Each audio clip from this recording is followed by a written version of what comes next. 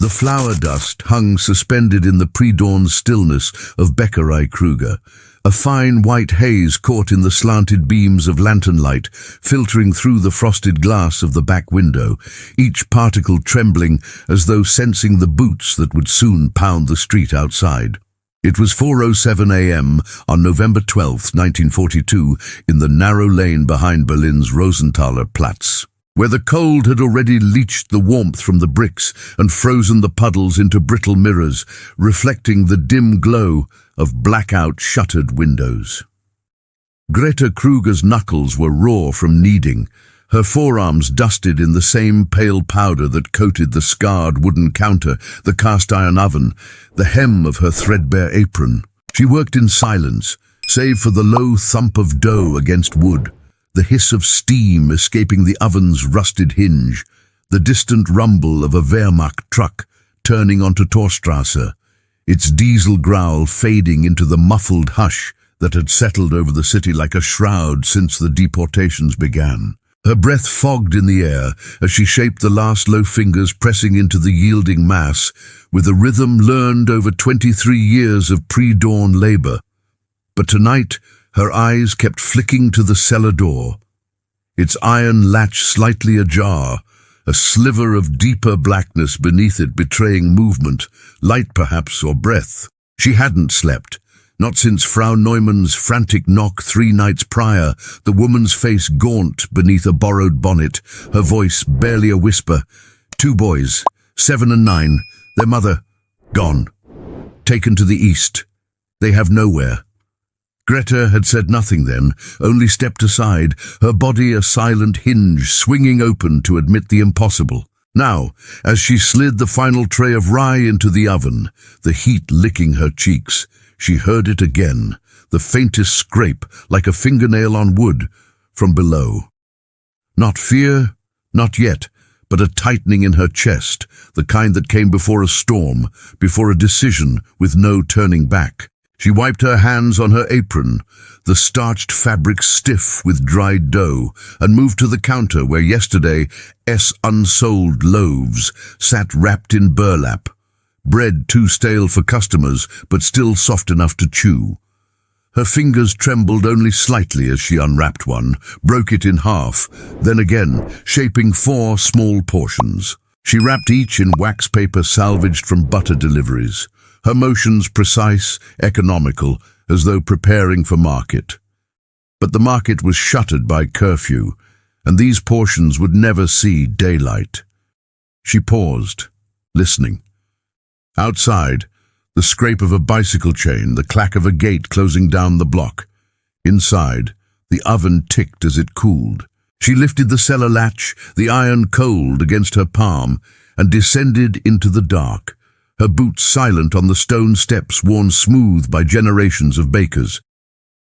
The air grew thick with the smell of damp earth, fermenting yeast, and something else. Sweat, fear, the metallic tang of unwashed skin. In the corner, huddled beneath a moth-eaten horse blanket, 2 pairs of eyes glinted like wet stones in the faint light filtering through the high, grimy window. The older boy, Jakob, sat upright, his thin arms wrapped around his brother, who whimpered softly into his ribs. Grete knelt, placing the wax packets on the floor between them. "Eat slowly," she murmured, her voice barely louder than the sigh of the oven upstairs. "Chew until it's water." Jakob nodded, his gaze never leaving hers, and reached for a packet with fingers that shook not from cold, but from something deeper, something that had already aged him beyond his 9 years. Above them, a siren wailed in the distance. Air raid drill, not real, just another rehearsal for apocalypse. But Grete didn't flinch. She had stopped flinching months ago when the first notices appeared on synagogue doors, when the grocer stopped selling to the Blooms, when her neighbor's son returned from Poland with hollow eyes and never spoke of what he'd seen. Now, as she watched the boys tear into the bread with quiet desperation, she noticed something she hadn't seen before. The younger one's shoes were split at the toe, stuffed with newspaper, and his socks, what remained of them, were the same faded blue as the scarf her own brother had worn when he marched off to Stalingrad in '42, a scarf he'd never sent back. A sound escaped her then, not a sob, not a gasp, but a low, guttural exhale that might have been mistaken for fatigue if anyone had been listening. But no one was. Only the boys, and they understood silence better than speech. She rose, brushing flour from her knees, and climbed back into the bakery. Outside, the sky had begun to lighten at the edges, a sickly grey seeping over the rooftops. She stoked the oven, checked the dough rising under damp cloths, swept flour from the floor into a tin pail. Routine, ritual, armor. At 6:03 a.m., the first customer arrived. A Luftwaffe corporal with a cigarette dangling from his lips, and a ration card stamped with the eagle and swastika. Grete handed him 2 rolls without a word, her hands steady, her face blank as dough. He grunted thanks, tossed a few pfennigs on the counter, and strode off. She watched him disappear around the corner, then turned back to the oven, where the next batch was browning. But her mind was already below, in the cellar, where 2 stomachs were full for the first time in days, and where a new rhythm had begun, not of baking, but of hiding, of feeding, of watching not just ovens but alleyways, not just timers but patrols. That afternoon, as she swept the alley behind the bakery, she saw Frau Neumann again, standing beneath the skeletal branches of the linden tree, her coat pulled tight. "There's another," the woman whispered, eyes darting toward the street. "A girl, 5 years old, her family vanished last night." Grete didn't answer. She simply nodded once and went back inside to count her remaining flour sacks, her sugar rations, the dwindling lard in the cellar crock. Enough for 3 more days if she stretched it. Not enough for 4 mouths. But she would stretch it. She always did. By evening, as she locked the shop and drew the blackout curtains, she heard the familiar knock, 3 soft raps, then 2 quick ones. She opened the door. A small figure stood there, trembling, clutching a rag doll with one eye missing. Grete took her hand, cold, bony, alive, and led her down, past the ovens, past the sacks of grain, into the earth. The cellar had become a world unto itself, sealed from the rhythms of the city above, a realm of muffled footsteps, shared breaths, and the constant, gnawing calculation of rations. By late November, 3 children now lived beneath Grete Krüger, Jakob and his brother Eli and little Miriam, whose silence was so complete, Grete sometimes pressed a finger to the girl's chest, just to feel the rise and fall beneath her threadbare dress. Flour sacks lined the walls as insulation, their empty husks repurposed into makeshift blankets. Yeast jars doubled as water vessels. The old bread peel, warped from years of heat, became a shelf for scavenged scraps. Half a turnip, a bruised apple core, the brittle heel of a government-issue loaf slipped to Grete by a baker's apprentice who never asked questions. Each morning before dawn, Grete descended with a tray. Thin soup made from potato peels and onion skins, a sliver of rye per child, a spoonful of precious beet sugar dissolved in warm water for Miriam, who still refused solid food. She spoke little, but the children learned her language. The tilt of her head that meant, "Stay quiet," the tap on the floorboard that signaled a patrol was passing, the way she'd pause mid-kneed upstairs if she heard boots slow near the alley. They mimicked her stillness, her silence, her economy of motion. Jakob especially watched her like a hawk, absorbing the rhythm of survival. How she saved every crumb, how she washed socks in dishwater to avoid drawing attention with laundry, how she buried burnt crusts in the compost bin so the smell wouldn't betray them to neighbors. But observation wasn't enough. Hunger was a sharper teacher. One evening in early December, as Grete portioned out the day's final bread, Jakob spoke, his first unsolicited words in weeks. "Frau Krüger," he said, voice low but steady, "the rats in the grain sacks are fatter than we are." She froze, knife hovering over the loaf. He pointed not with his hand but with his eyes, to the far corner where sacks of winter wheat leaned against the wall, their stitching frayed. "They come at night. They eat from the bottom. You never check there." Grete frowned. She had indeed stopped inspecting the lower seams. With curfews tightening and Gestapo patrols doubling after the Rosenstrasse protests, every minute above ground carried risk. But the boy was right. The next morning she pulled aside the nearest sack and found a fist-sized hole, gnawed clean, grains spilling like golden sand onto the stone floor. Worse, the infestation had spread. 3 other sacks showed signs of tunneling. Her stomach dropped. Flour was already rationed to the bone. A full loss could mean days without bread. And without bread, no cover story, no reason for extra deliveries, no plausible explanation for the smoke from her chimney at odd hours. Panic threatened to crack her composure, but Jacob stepped forward, holding out a chipped teacup filled with something dark and viscous. "My father used this," he whispered. "Tar and lard. Smear it where they chew." Grete stared at the mixture, then at the boy's face. Pale, smudged with flour, eyes old beyond measure. She tested it that night, brushing the sticky paste along the seams of the most damaged sack.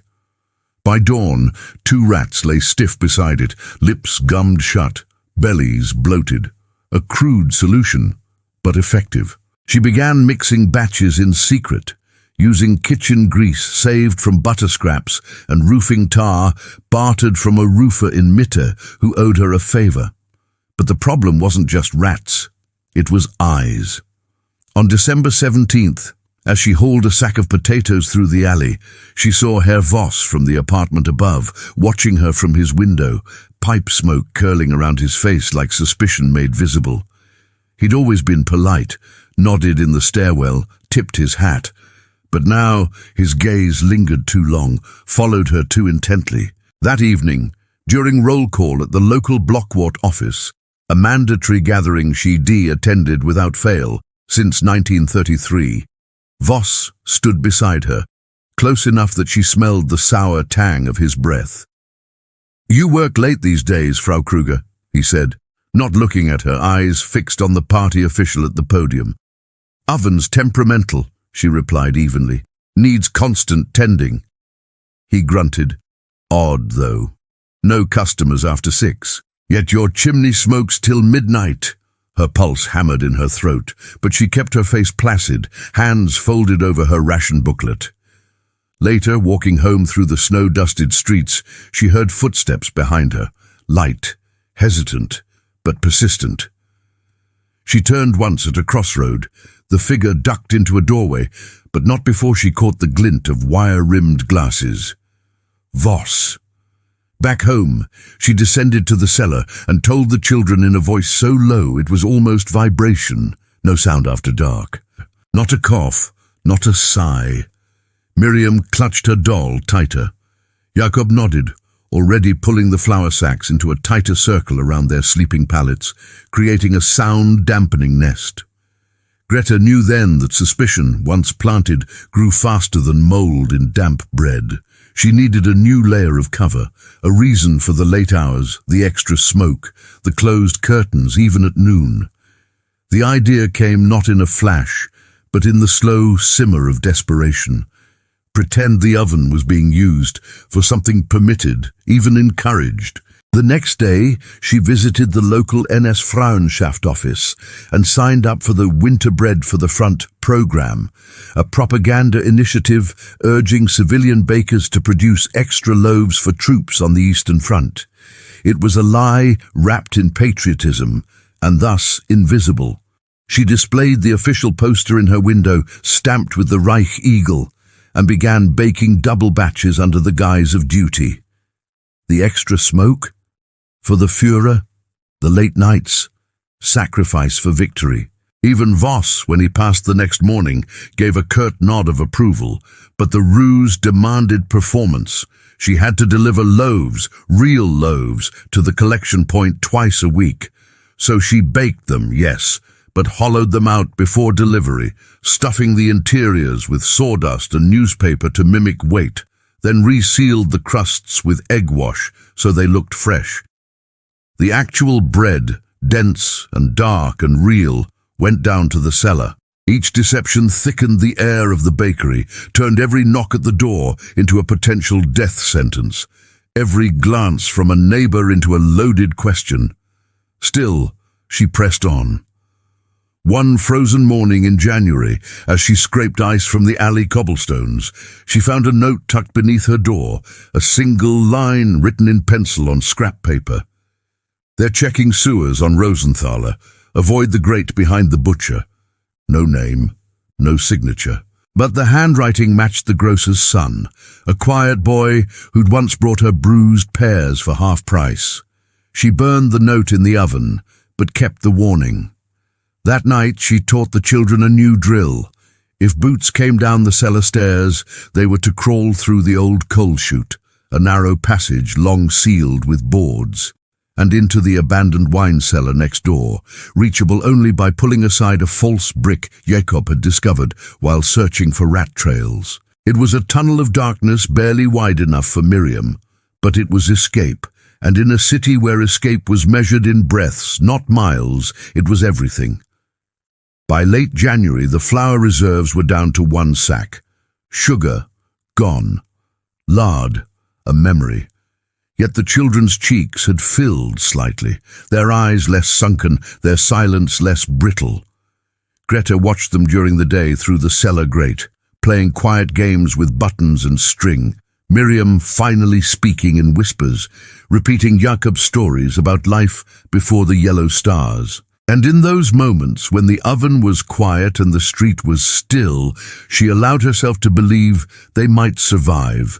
Not just the war, but this winter, this cellar, this unbearable tightrope of kindness strung over an abyss. But belief was a luxury, and Berlin in 1943 offered none. February arrived with a blizzard that buried Berlin in snow so deep it muffled even the sound of sirens, turning the city into a frozen mausoleum where breath crystallized before it could become a word, and footsteps vanished within hours. Grete rose each morning to a world sculpted in white, the bakery's windows sealed shut by drifts, the alley a canyon of silence.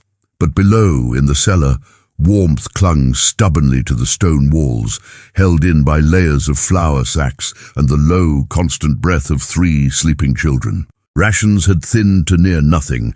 Half a potato per child per day, broth strained through cheesecloth until it was barely more than hot water, but morale impossibly held. Jacob had rigged a pulley from string and a bent spoon to lower Miriam's doll into the coal chute for adventures, and Eli, the quietest of the 3, had begun drawing on the whitewashed wall with a charred matchstick.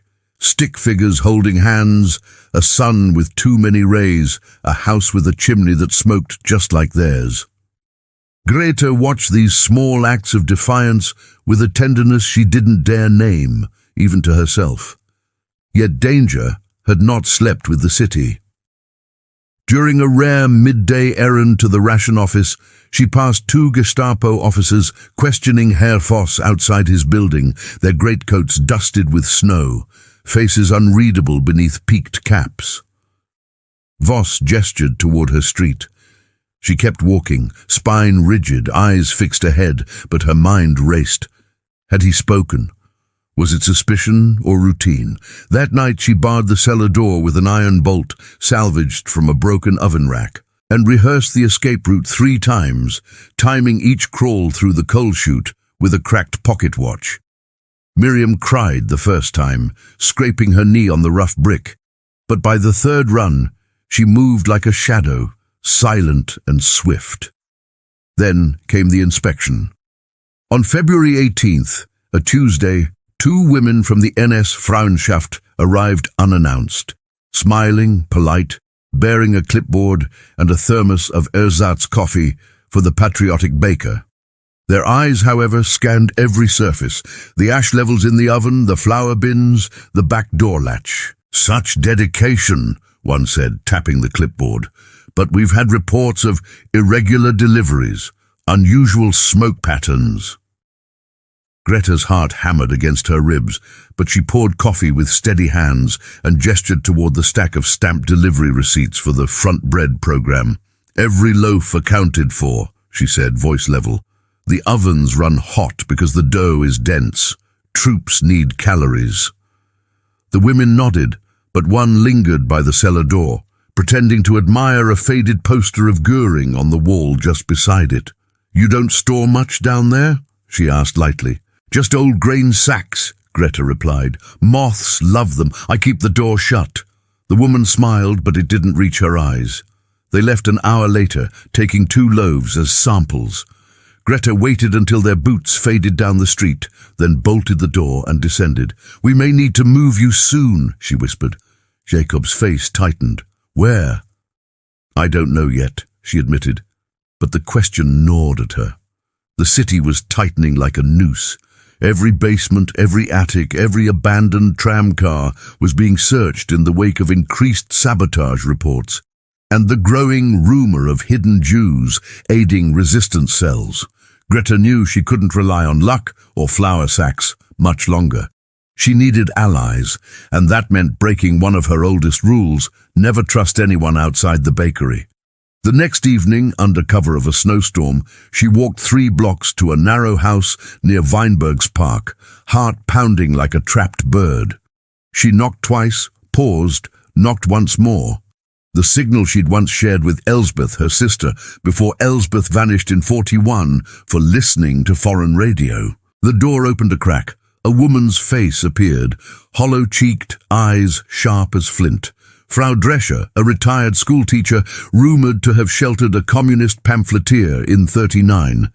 Grete spoke quickly, quietly, omitting names, giving only the barest outline. 3 children, no papers, starving. Frau Drescher studied her for a long moment, then stepped aside. "Show me the proof they're yours to save." Grete returned the next night with Miriam S. doll, the one-eyed rag thing, and placed it in the woman S. hands. "She hasn't let it go since her mother was taken," Grete said. Frau Drescher turned the doll over, her thumb brushing the crudely stitched mouth. "I'll speak to the network," she said finally, "but they won't move until the thaw. Too risky in snow." Grete nodded. The thaw was weeks away. Back at the bakery, she began preparing for a different kind of test. If she was to prove these children worth saving, not to Nazis but to the underground, she needed more than bread. She needed evidence they could be hidden, transported, integrated. She started documenting everything. Jakob's uncanny memory for street layouts, Eli's quiet obedience, Miriam's ability to mimic accents after hearing them once. She wrote it all in cipher on the margins of bread ledgers, using flour measurements as code. 250 gree rye is safe passage possible, 100 gran wheat is immediate danger.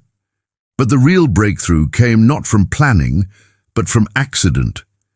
One night, as Grete strained beet water through a cloth to make broth, the lantern flickered. In that sudden dimness, Miriam began to hum, a tune so faint it was almost imagined. Jacob stiffened. "She's remembering," he whispered. "That's what Mama sang when the doorbell rang." The song was Jewish, a lullaby from Galicia, soft and lilting, with Yiddish words folded like origami inside the melody. Grete froze. If Miriam sang it above ground, even in sleep, it would be a death sentence. But in that moment, another thought struck her. What if the song could be a password? A signal only the right people would recognize? She spent the next week teaching the children to hum it, only when a specific phrase was spoken. "The bread is rising," a phrase that sounded utterly mundane in a bakery, but would mean to those who knew that hidden lives were present. She tested it with Frau Drescher during their next meeting. When Grete murmured the phrase over tea, the old teacher's eyes widened, almost imperceptibly. Later, she confirmed. The Jewish underground used coded songs for identification. Miriam's lullaby was known in certain circles. It was a thread, but a thread strong enough to pull them through the storm, yet time was running out. On March 3rd, the bakery's coal supply ran dry. Without fuel, the oven would go cold, the smoke would stop, and the cover of the front bread program would collapse. Grete sold her mother's silver locket, a last heirloom, for 2 sacks of low-grade coal from a black market dealer near Alexanderplatz. The man eyed her warily. "You feeding more than ovens, Frau Krüger?" She met his gaze without flinching. "I feed the Reich." He laughed, but it was a hollow sound, and he took the locket without another word. That night, as she shoveled coal into the furnace, she heard a new sound, not boots, not rats, not the wind, but a low, rhythmic tapping from the alley wall. 3 taps, pause, 2 taps. Jakob's signal from the coal chute. Someone was on the other side. She rushed downstairs, heart in her throat, and crawled through the narrow passage, emerging into the wine cellar next door, now dimly lit by a candle. A man stood there, thin, bearded, wearing the patched coat of a railway worker. He didn't introduce himself. "You're Grete," he said. "The baker." She nodded, hand instinctively reaching for the iron poker she'd brought. "Frau Drescher sent me," he continued. "The thaw's coming early, snow's melting by the spree. We move them in 3 nights, midnight. You bring them to the trolley yard on Schönhauser. Ask for Herr Weber. Say the bread is rising." Grete exhaled, the tension in her shoulders loosening just slightly. "And if I'm followed?" The man's eyes darkened. "Then you don't arrive." He turned to leave, then paused. "You've kept them alive longer than most." It wasn't praise. It was acknowledgement. And in that frozen cellar, with snow dripping from the ceiling and the smell of wet brick all around, it felt like absolution. She crawled back through the chute, returned to the bakery and began baking, not for the front, not for cover, but for a final farewell. Loaves filled with everything she had left. Raisins saved from Christmas, the last spoonful of honey, ground chestnuts for sweetness. The children would need strength for the journey, and she would need silence for what came after, because once they left, the cellar would be empty, but her secret would not be safe. Someone had noticed, someone always did, and Berlin in the spring of 1943 forgave nothing. The night of March 6th arrived not with fanfare, but with a damp wind off the Spree, carrying the scent of thawing earth and coal smoke, a smell that usually signaled renewal, but tonight carried the chill of irreversible choice. Grete had spent the day in a trance of precision, baking 6 loaves, laced with every edible scrap she owned, mending Miriam's shoes with strips of leather cut from her own handbag, sewing Jakob's coat lining with extra layers of newspaper for warmth. She burned the cipher ledger in the oven, watched the numbers curl into ash. 250 gree rye, 100 gree wheat. Gone. At 10 p.m., she descended with a basin of warm water and a sliver of soap, washing their faces, their hands, even their ears, as though preparing them for a photograph, for memory, for life beyond her walls. Miriam clung to her skirt afterward, eyes wide. "Will you come with us?"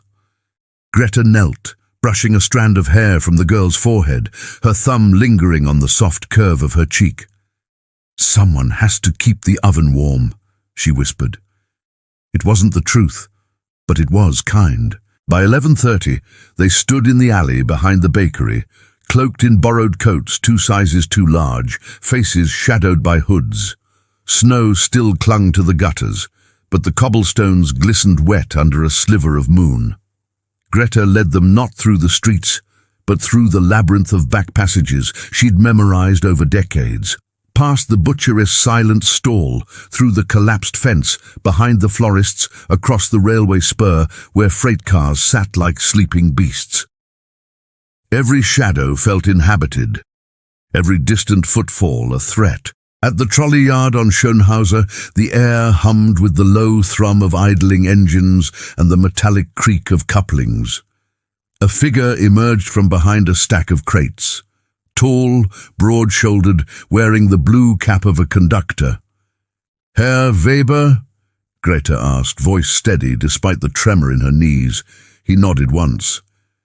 The bread is rising, she said. His eyes flicked to the children, then back to her. You've done well, Beckerin. No gratitude, no ceremony, just efficiency, the currency of the underground.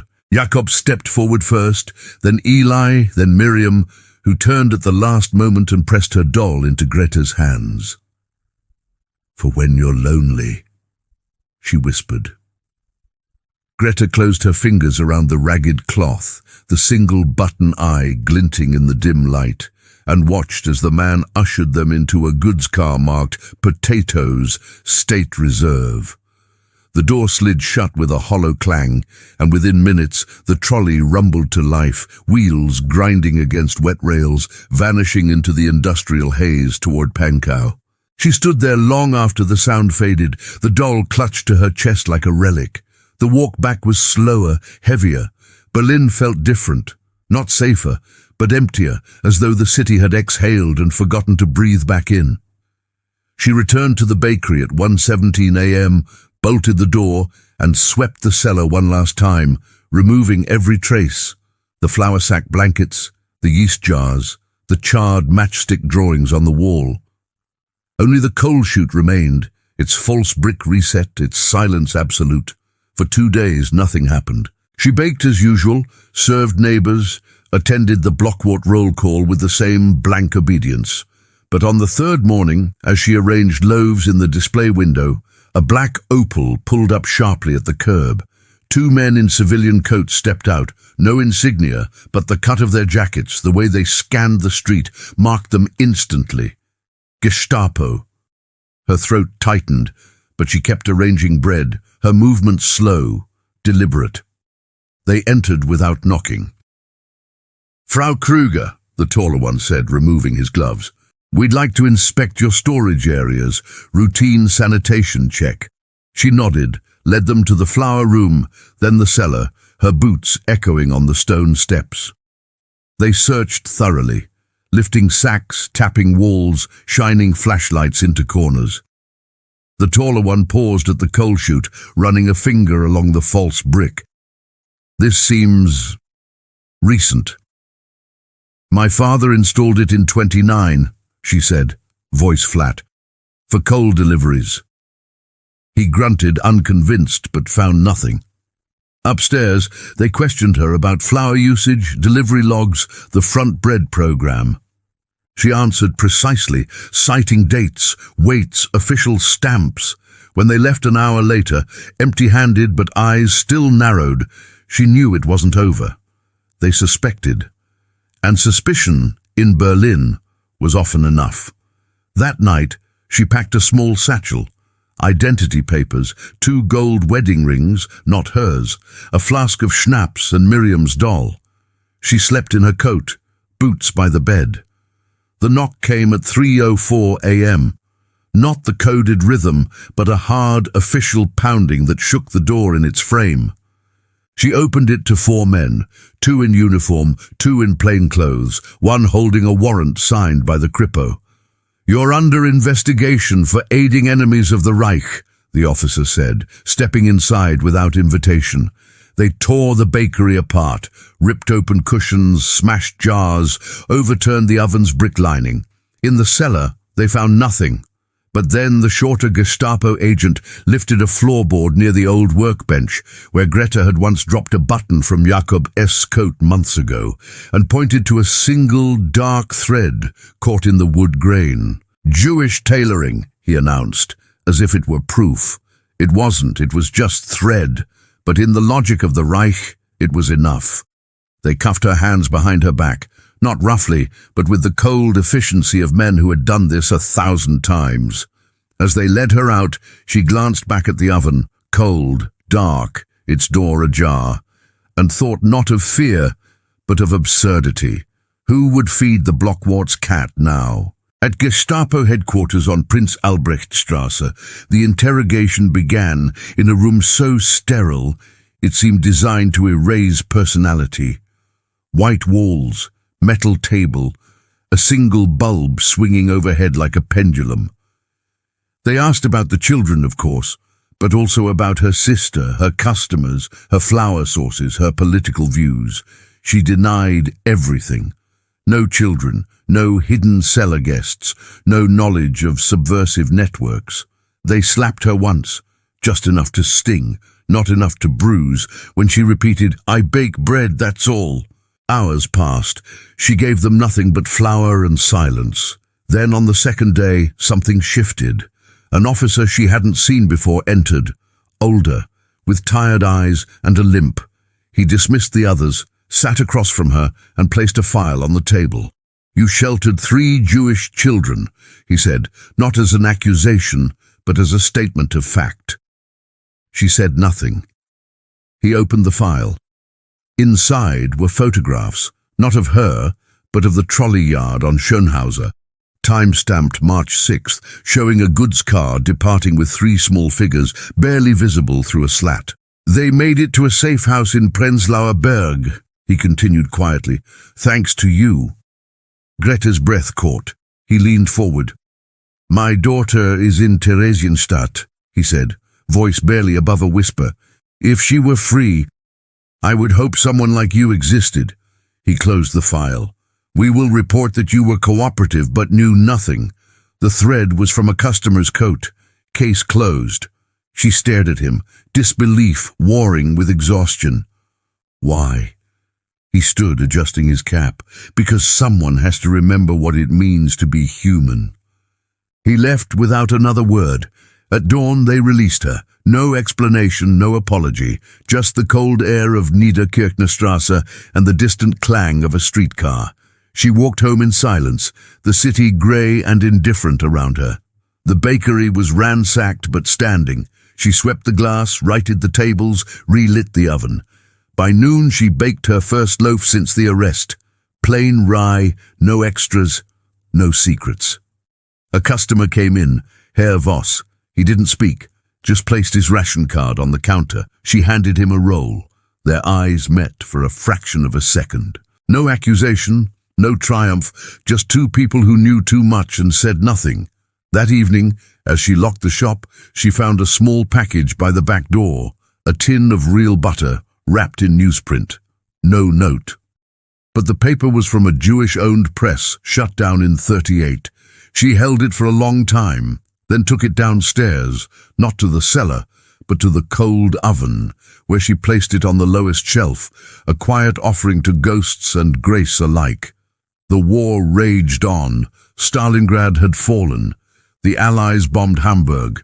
But in a narrow lane behind Rosenthaler Platz, bread rose again, slowly, stubbornly in the dark.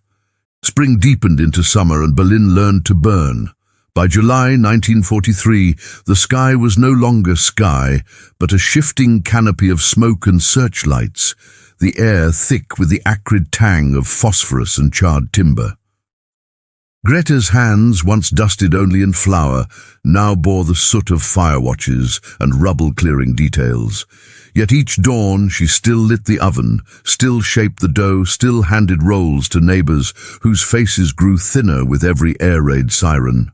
The bakery became a quiet refuge, not for hidden children now, but for weary souls, seeking the illusion of normalcy in a world unraveling. No one spoke of the interrogation. No one asked about the cellar. But sometimes, in the hush between bomb blasts, an elderly woman would linger at the counter, press a wrinkled hand over Grete's, and whisper, "Gott schützt die Stillen." God protects the quiet ones. She never corrected them. There was no divine intervention in what she'd done, only the stubborn arithmetic of compassion, 1 loaf, 1 child, 1 night at a time. Months passed. The trolley yard on Schönhauser was bombed in October. The safe house in Prenzlauer Berg vanished from rumor by year's end. Grete heard nothing, no letters, no messages, no confirmation the children had crossed into Sweden or vanished into the chaos of a collapsing Reich. She stopped allowing herself to imagine their faces, not out of indifference, but because hope, unanchored, was another kind of hunger. Instead, she baked, and watched, and listened. In early 1944, a new rumor surfaced. Allied bombers were using a new radar jamming technique, something about aluminum strips dropped like confetti to blind German defenses. The radio called it window. At the bakery, customers scoffed. Cowardly tricks, they muttered. But Grete remembered Jakob's eyes scanning the alley, Miriam's voice humming a forbidden lullaby, Eli's drawings on the cellar wall. Small things, dismissed by those in charge, that changed everything. She said nothing. She never did. Then came the night of February 3rd, 1945, the firestorm.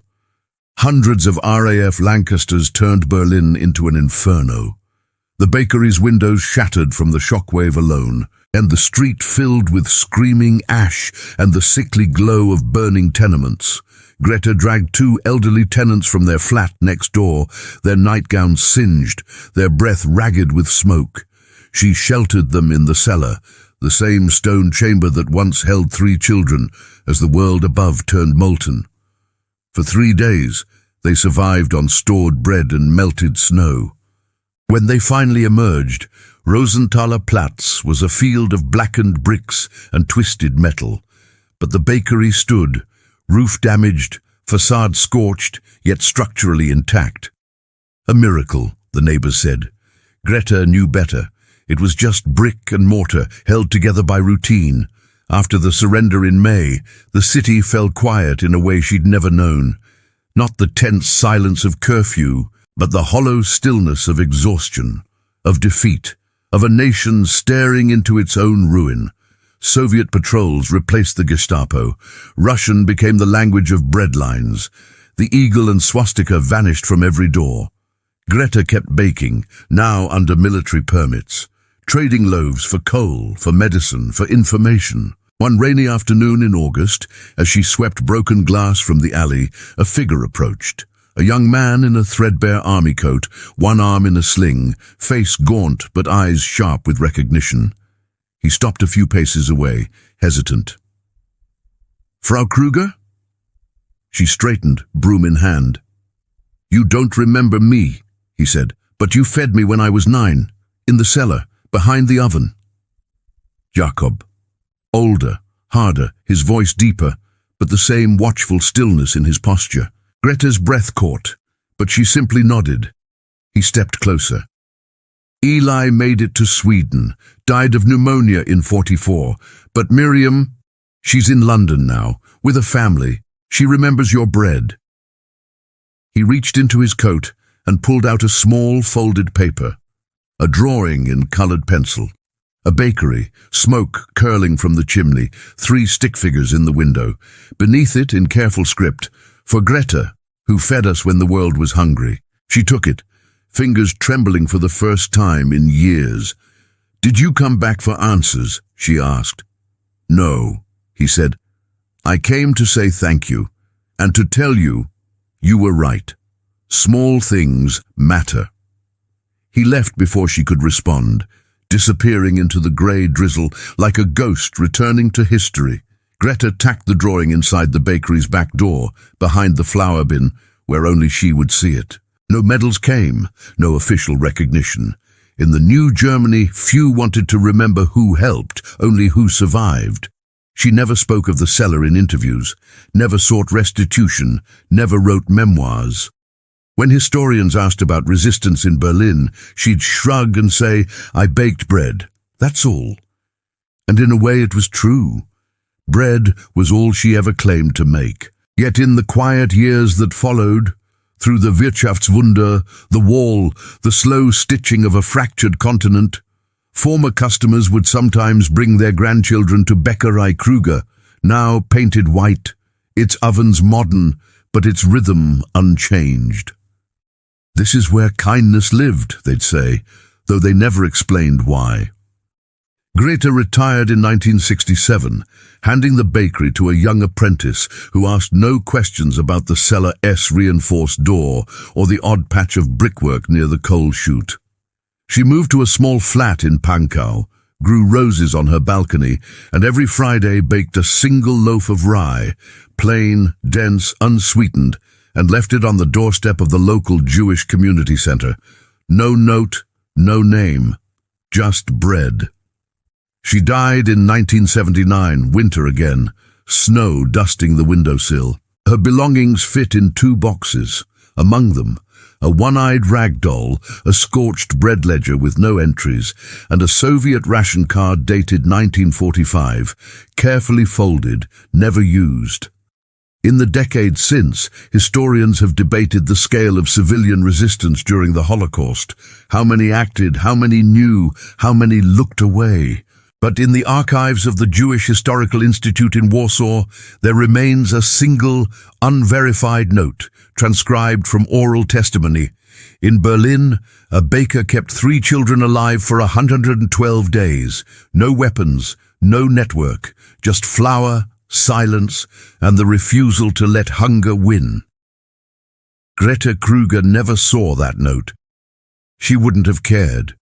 To her, the act was its own answer, the dough its own proof, needed not for glory, but because someone was hungry, and the oven was warm, and the world, however broken, still turned on small, stubborn acts of ordinary grace. And sometimes in the hush before dawn, when the first loaves begin to rise and the city sleeps beneath a sky no longer scarred by searchlights, you can still smell it, not just bread, but the quiet scent of a choice made in darkness and honored in light.